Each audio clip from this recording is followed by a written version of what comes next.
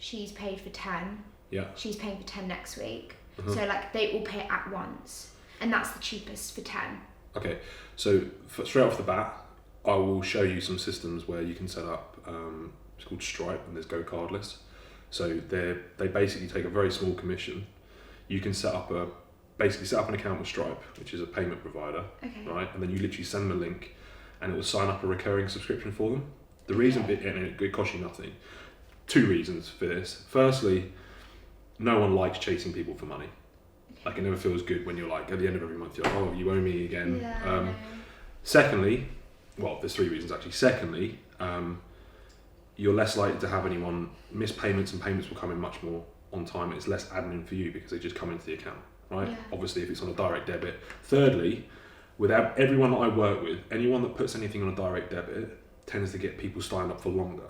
The reason being is the psychology behind someone having to actually physically bank transfer every month, right? If you have to log into your account and pay someone, it's more painful. When the money's just taken from your account, it's just gone. Okay. So psychologically, they're like, oh shit, my payment's gone, no matter. When they're physically bank transferring it, they're more aware of the payment. So you actually get less retention. Yeah. So I've actually got some videos I've done for my mentees that I'll show you just how to set it all up. Okay. And if you struggle, James is like the guru with this stuff, and it literally costs you nothing. They take like 2% or something on each card transaction. Okay. And then so everyone that any company that I do, I have them all on a subscription. I don't have to worry about it. I keep the spreadsheet, so I just double check when they're due, and then I can go on and I can see all my payments. So I can literally say like transfer, like success. If it's failed, then you can chase them up if they've like not had money in their account or something like that. But at least that way, it rocks into your account without ever having to mention money.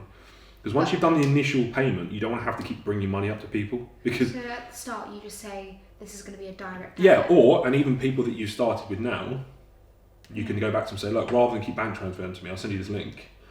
Sign up to that, make the payment there, and then we don't have to worry about it anymore. Yeah. When you want to cancel, you can just cancel at your end, or I can cancel at my end. It's also very good as well, because if someone's like, they're on the phone, and there's another Go Cardless, if someone's on the phone like, yeah, I want to sign up now, you can literally take their payment details on the phone and have them sign up straight away. Because you know I told you before, like, the longer you wait between getting off a phone call with someone and them saying they want to sign up to you actually taking the money, the more likely they are to not actually end up paying. Right, okay? So like, you're trying to make a sale. You don't want to sound like an arsehole, but you still got to say, right, okay, well, if obviously you've still got some concerns. Like, do you mind if I ask you what they are? You don't have to be an arsehole about it, because they've still got objections at that point. They're still a little bit concerned either about the money or whatever it may be, and they might just say, look, it's just too expensive for me. I'm not sure. And at that point you say, well, tell you what, why don't you go away, have a think about 24 hours. I'll drop you a message tomorrow, and then we'll come back to it. Right. But what you want to do is throughout the phone call, and also the part prior to you actually having that conversation on the phone, is you want to work out their emotional triggers. What's the main reason they actually want to have personal training? What's their main goal? And like, so for example, people say to you, oh, Hannah, I want to lose 10 pounds. That's a very shallow answer. That's not the emotional reason behind it. You say, okay, well, why do you want to lose 10 pounds? They go, well, I don't feel very attractive, but why not? And they'll say, well, to be honest, like, they might go, well, my husband doesn't find me attractive anymore, right? You're like, well, okay, we're on the money. So then when you're on a sales call, you bring that up. Right, the best analogy I can give is you basically, it's a bit of a nasty way of thinking about it, but you want to basically stick the knife in and you want to keep twisting it. Because there's an emotional reason behind them wanting to change. And if you only talk about the fact that, oh, I can help you lose 10 pounds, they won't sign up.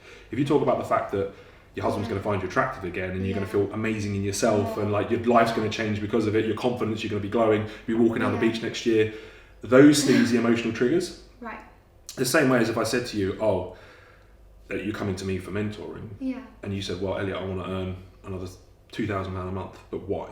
You don't actually, the money doesn't do anything for you. No. Money's a tool for something else. So is it because you want to support your family? Is it because you want to have a better lifestyle? Those are the things that I would then try and sell you on. I wouldn't try and sell you on the money. No. The same way you wouldn't sell someone on the weight loss, you'd sell them on the confidence that they're now going to have. No. And like, I know you said that you don't want to be pushy, but you are what I like to class as a solopreneur. You're a one-man band, right?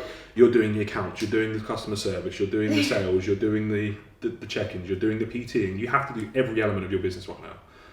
You haven't got people to handle those things for you. So without you selling, you don't have a business, you don't survive. There has to be a very disproportionate focus of your time right now selling. Okay. When you're starting out, without money coming in, that's the oxygen to the business. Yeah. Businesses fail. And what a lot of businesses do is they don't focus enough on sales. Okay. Because they don't want to be cheesy, they don't want to be pushy. Yeah. Well, I'm sorry, if you don't sell anything, you don't have a business. Yeah. No, It's gone. So you gotta really focus in your head. I need to focus on sales. Okay. But do it in your own way. You don't have to be like a fishy salesman. No, yeah. You can do it in your own way, but just make sure that is a big element of what you're doing, and you're putting a lot of time and effort into that. Almost. Lay them out, the strategy. So lay them out. So, Yeah. for example, I was going to coach someone that was like a guy that wanted to look a little bit better. Be like, right, what we need to do first is we need to get the body fat off. Okay. See what we're working with. Then we'll add a lean mass on over the next phase, Yeah. and then you're Like basically phases. laying it. You don't go after 3 months. We'll see where we're at. Okay. Actually, confidently tell them the plan, the game plan. Yeah. So you say, look, after 12 weeks you look fantastic, but my God, after 6 months you're gonna look Yeah. insane. Like those confidence issues you had before, they're gonna be gone, and you not only that, you're gonna be 10 times better than you thought you ever could be. Yeah. And then if you want to take it further, then what we'll do is we'll do this, this, and this. So each time you're selling Yeah. the next step. What's it called? This is called Money.com. So for example, like I'll be putting your guide on here for the Stripe. Yeah. I've actually got it on here. Here we go. So the video is literally, you can watch it here. Okay. So when I upload it for you, you'll be able to see how to do it all from here. Oh, right. And then it'll email you saying, and it's updated the task. And then when you've finished it and you've completed it, you mark it off as done, and I'll get an email telling me it's been done. Okay. If you want to add any files, if you want to add any comments, you can literally comment on here and I'll see it as well. Right. Okay. So we've got full. Yeah. So it makes it a lot easier for us to both Yeah. organise like your progress and everything you're doing. I've got some stuff on here as well. I'm going to show you about how to DM people to get them onto a sales call, what things to say, also what to say on a phone call, Okay. how cool. to, so you feel a bit more confident, almost that you can work from a script. Yeah. So the best thing to do is I give like a general script for you to work Mhm. with, and then as you get more confident, you can bring it into your own personality. Right. So I'll give you the general overview on how it Yeah. works, and then you can apply that straight away. But what'll happen is you'll like to give your own spin on it Okay. with how you feel comfortable. Yeah. But basically, it gives you the essence of pre-framing at DM, Okay. how to then close that person, which Yeah. is really important. So what the website should be an extension of is your Instagram, which is handling more objections. Okay. So the reason people haven't signed up to you yet is because they still don't quite trust everything that you're saying. Okay. They're still not quite confident enough to hire you. Also, they're looking at other coaches as well, thinking, do I want to go with Hannah? Do I want to go with Sally? Do I want to go with Sophie? Right? So always assume if someone's looking at you for a service, Yeah. they're looking at 3 other people. Okay. That's how I like to think of things, and that's normally the case. People are shopping around. Right. So they're going, well, do I trust Hannah or do I trust the other person? So you're basically using every platform that you've got Okay. to handle any objections they might have and go for you for the service over someone else. Okay. Right? And the better you handle those objections, the less relevant the price becomes. Right.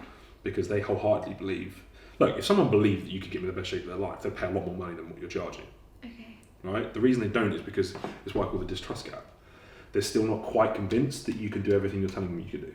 Okay. Okay?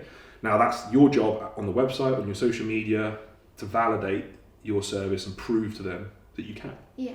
So a website's a great platform for that, because unlike Instagram, you've only got like a really set format you can do things. Yeah. On a website you can do whatever you want in any order, whatever else. So with a website, rather than trying to sell someone, once again I want to try and push people into a phone call, right? So then Calendly, we'll link this into the website. Literally, it's just you block in, so I block in the days that I'm available and the time slots, and then someone can literally book in. Bang. Oh, wow. I've linked it into my phone, so it Cool. updates my calendar, Yeah. and it'll tell me an hour beforehand that I've got Really? a call. So as you'll see on my system here, like these are my calls today, so it tells me there. Oh, actually, that one didn't come through that, so that came through there. They put the number there, and then I can phone them. Okay. So all of my sales calls, all of my mentee calls, everything comes through here, and I've got several websites with different calls. So But it all comes through the same system. yes, Okay. we're not trying to sell the service; we're trying to sell you. Okay. Because I do have an about page, but that's obviously not on the first bit. No, so for me, I like to go into a little bit more about who you are, what you're about. Okay. So people know you're coming here for coaching. Yeah. They've identified that you help people just like them. Okay, so why should I now trust you? So think about the conversation that person's having in their head. They come to your website and they're going, okay, I'm looking for personal training. This woman seems to help people like me. Okay, it's not then, okay, I can see she offers that as a service, but what is it about her that's going to be different from the other coaches out there? So you can start answering these questions that they're having in their head, and you can do that in a better way than you can do on Instagram, because you can basically tell a story. What they care about is, do I trust her? Okay. Do I believe that she can help me with my goals? Yeah. If you load up someone's CV and it goes, I've got 3 qualifications in this, you're like, you fall asleep. Yeah, I know. When it's like, oh, this woman's just like I was. Yeah. Right? Or just like I am. Yeah. I'm going through all the same things that she was, and look, she's really helped herself. She's now helping other people the same. Now I'm interested. What you're trying to do is, I imagine this is like a phone call in a way. So someone's on the phone and they're saying to me, Hannah, Wise is going to help me. Hannah, I've got this problem. Hannah, this is that, the other. And you're effectively trying to answer all of their questions as best you can before them ever actually having spoken to you. Yeah. So you're selling them without them realising it. You're talking them into it. Always imagine you're having a discussion with the person that's reading the page. And talk to them. Imagine, here's another trick as well. So when you're writing copy, text, right? Imagine you're talking directly to one person. Right. Your avatar, your dream audience, right? And that it should be like a one-way conversation that you're like as though I'm talking to you now. Okay. It shouldn't be as though people write websites really formally, as though they're talking to thousands of people. Yeah. That doesn't resonate with people. People will only read stuff when they feel like you're talking to them. And if you understand them properly, you understand their emotional pain points and their triggers, they'll actually read on, and they'll read it properly.